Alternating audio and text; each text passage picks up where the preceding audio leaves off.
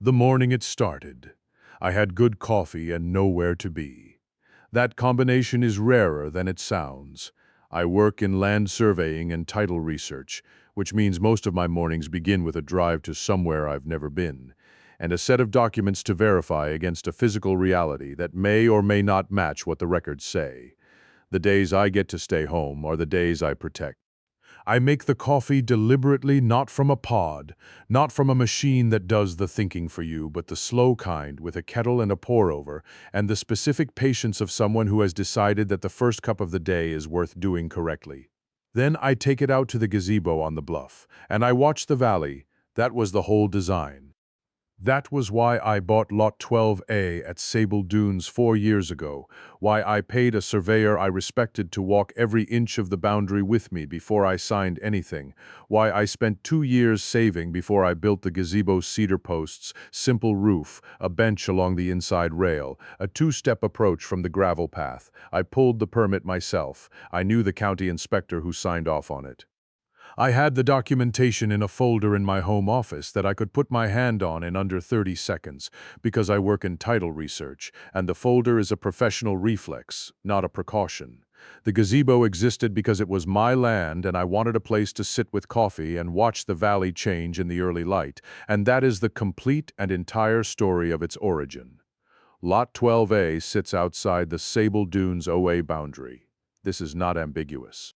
It is a documented fact established by the county survey, recorded in the official plat, confirmed by the title search I conducted myself before purchase because I do this for a living, and I was not going to buy a parcel without understanding its exact legal position.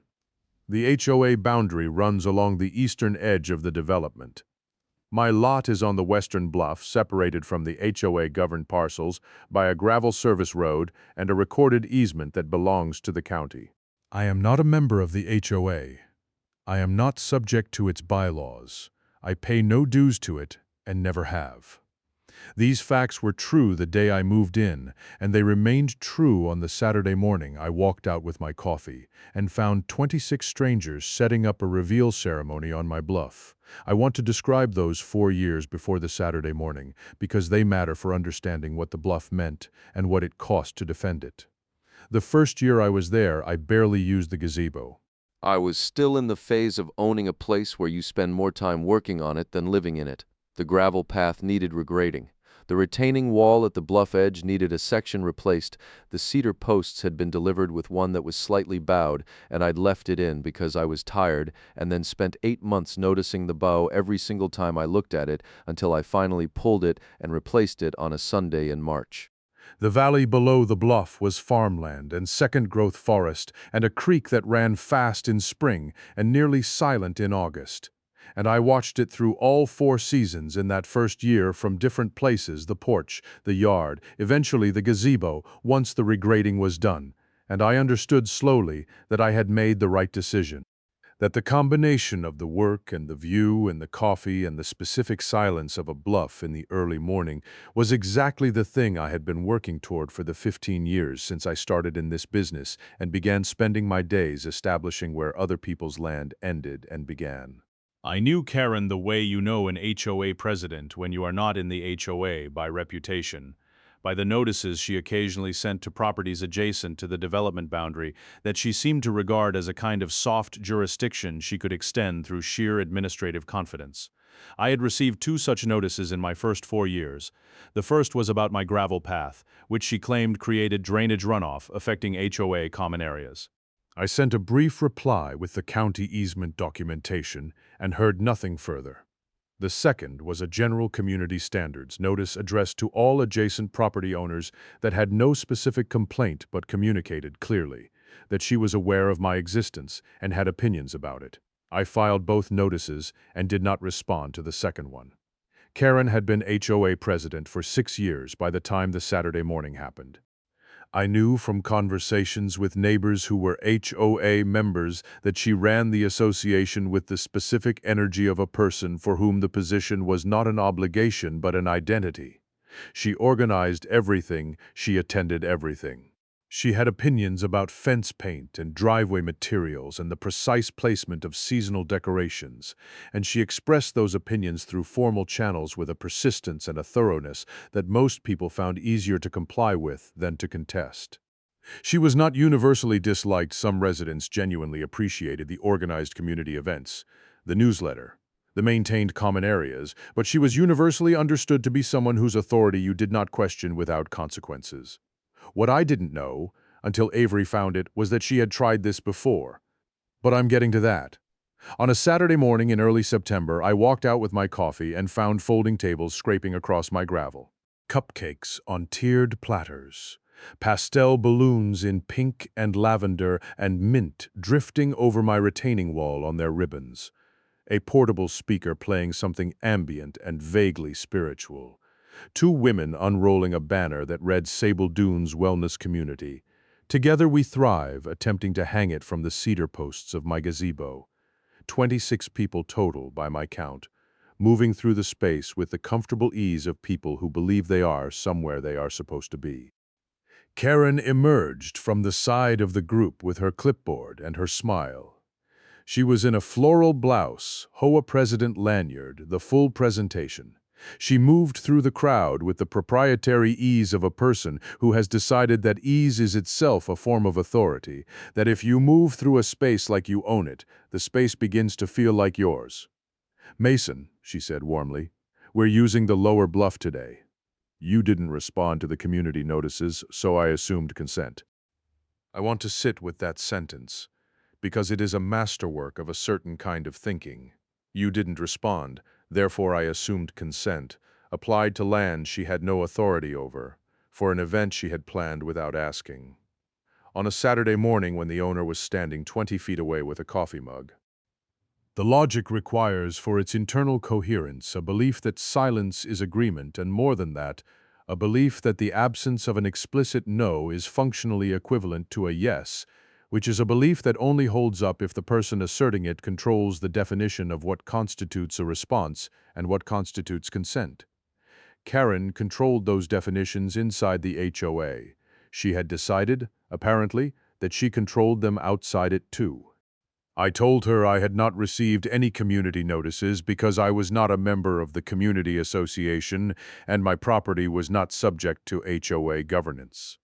I told her that Lot 12A was private property outside the HOA boundary established by the county survey and recorded in the official plat, and that I had the documentation available if she wanted to look at it.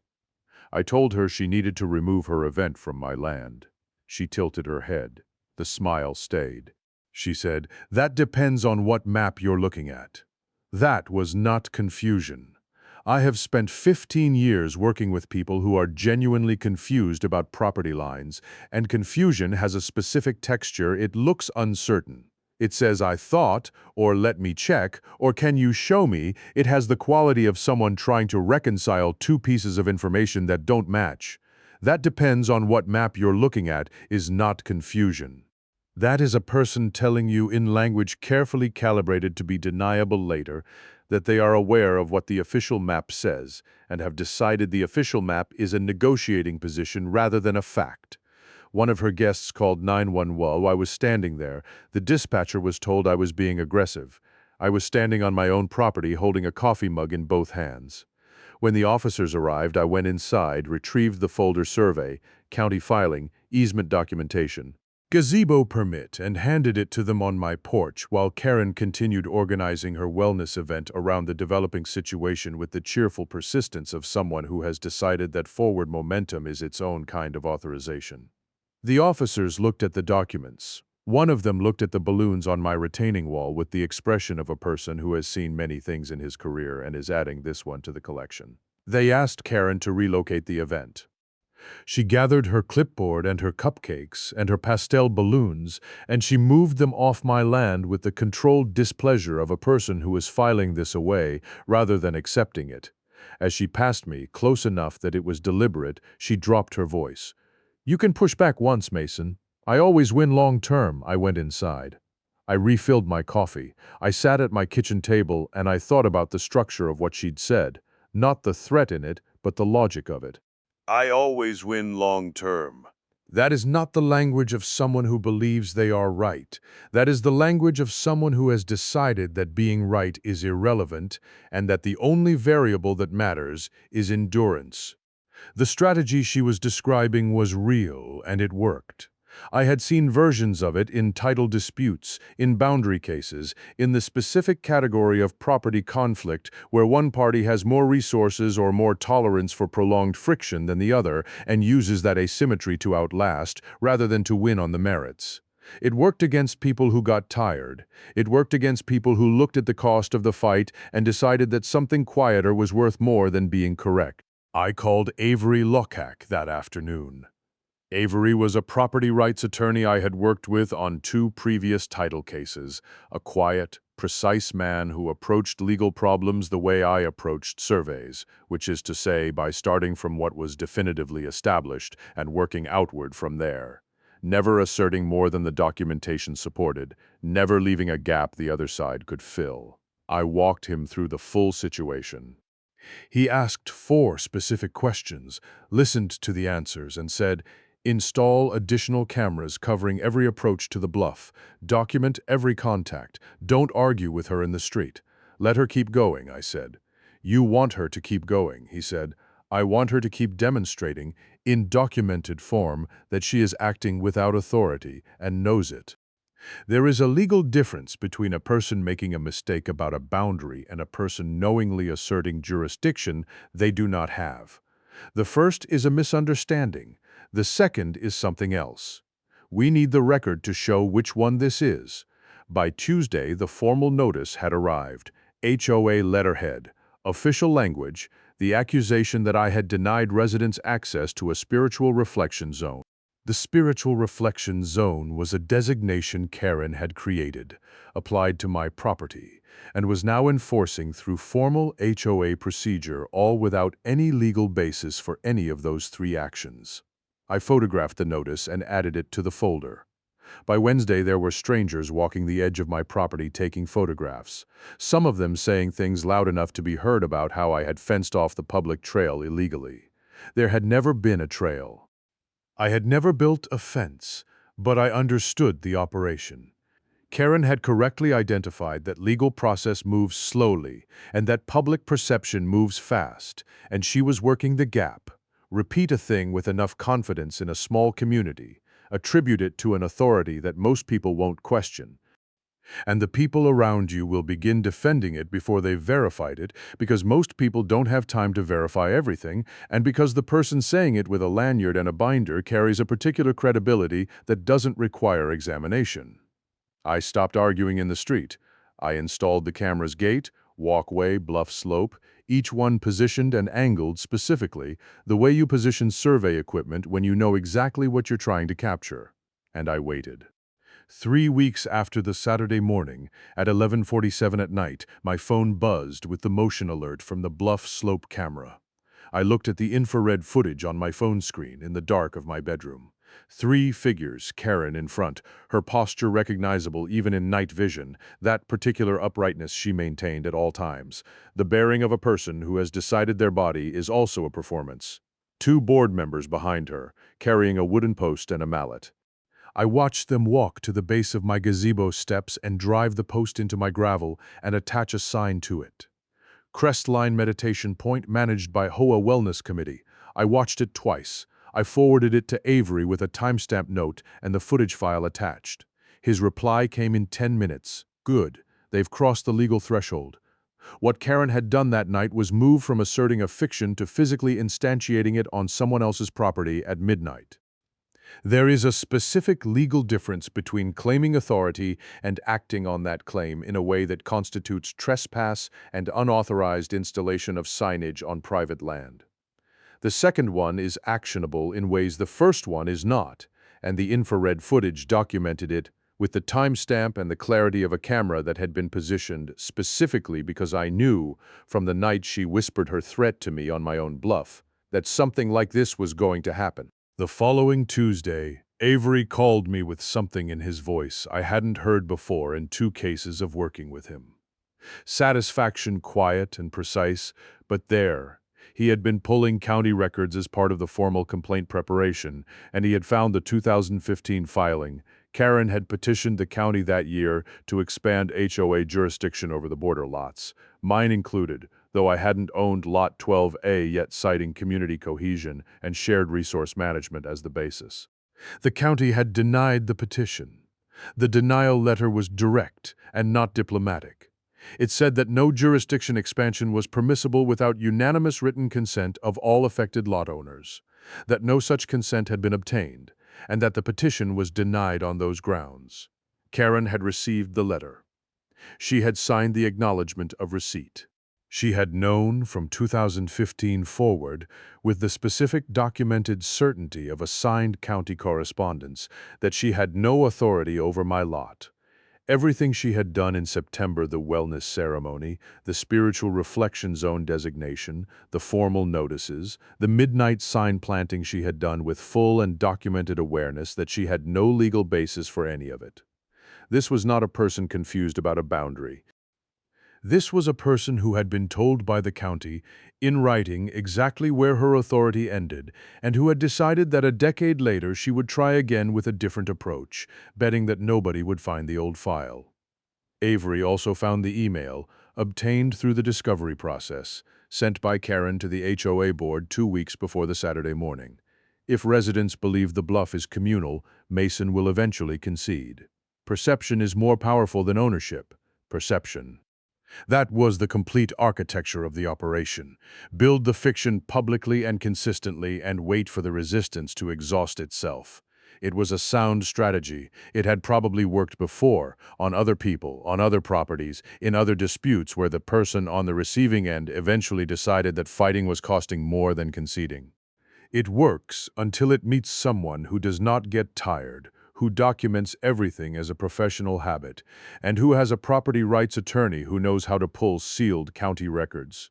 The county inspection was scheduled for Saturday morning. Karen had no idea it was coming. I watched from my porch as the truck pulled up. Drones, mapping equipment, official badges. OA members poured into the street the way people gather when they sense that something is about to become definitive.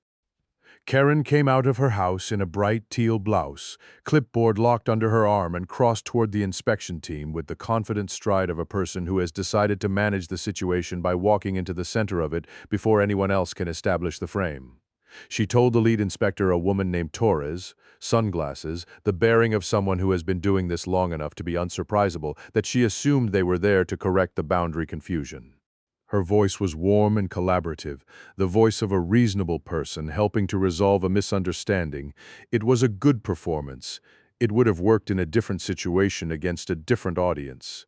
Torres said they were there regarding unauthorized jurisdiction claims. Karen produced the amended map, a version of the county survey that placed my lot within the HOA boundary. Torres looked at it with the flat attention of a person who has already identified the problem and is giving the other party the opportunity to understand how serious it is before she says the next thing. She asked where Karen had obtained this version. She said calmly, "That metadata doesn't lie, and neither do sealed county records." The map Karen had produced was not an official county document. The metadata would show when it had been created and on what device. The sealed records showed what the official survey said. Those two things were not the same. Above us, the drone feed ran on the portable screen mounted to the county truck, Lot 12A, from directly overhead, its boundary lines clear and unambiguous and lying entirely outside the HOA's jurisdiction. The neighbors watching went quiet looking at it. The specific quiet of people recalibrating. Avery handed Torres the flash drive. She plugged it into the portable screen. The midnight infrared footage played in the Saturday morning light. Karen in night vision. Board members behind her. The wooden post. The mallet. The sign going into the ground at my gazebo steps. The timestamp in the corner of the frame and the flat green numerals of an infrared camera that had been running because I had known this was coming. A sound moved through the gathered neighbors. Not a gasp. Something quieter and more durable than a gasp. The sound of an understanding arriving. Karen said the footage was taken out of context. Torres didn't look at her. She said, "Context doesn't change jurisdiction. That line landed in the particular way that plainly stated true things land when they are delivered by someone with authority, in front of everyone who needs to hear them. The neighbors who had been quoting Karen's Wellness Committee policies went quiet.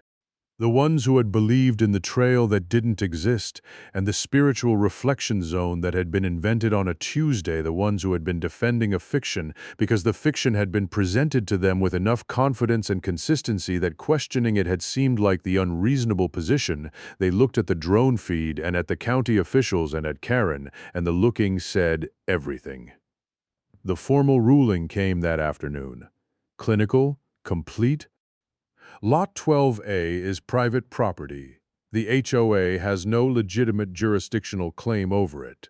Any further assertion of authority, formal or informal, will trigger immediate legal action, including personal liability for individual board members who participated in unauthorized activity on the property. The county hearing 3 weeks later was where I watched it finish. The hearing room was fluorescent and beige and smelled like recycled air, and Karen sat at the respondent table with her binder.